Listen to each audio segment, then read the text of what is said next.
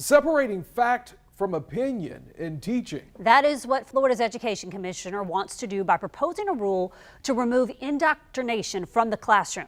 Now, this move comes after a Duval County teacher was removed from her classroom after hanging that Black Lives Matter flag in her school hallway.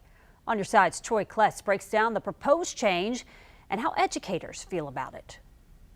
Our view of history is always changing, especially in the past few years of dramatic social change. Black lives are under attack! But Florida's education commissioner wants to limit how much new perspective can be applied to subjects like American history. We're passing a rule this coming month that says you can't, for the 185,000 teachers, you can't indoctrinate students with stuff that's not based on our standards. Richard Corcoran made the statements this weekend at a Michigan college. Bacardi Jackson of the Southern Poverty Law Center says the move is limiting students to learn only one perspective. The movement to try to make teaching less inclusive, to make history less inclusive, is something that we've seen before.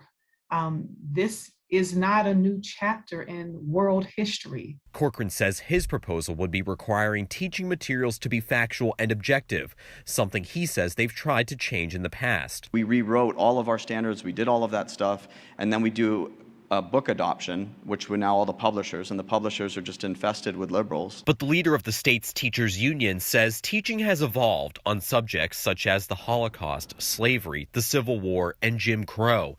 And he says those who don't learn from history are destined to repeat it. Jackson agrees that history from all perspectives needs to stay.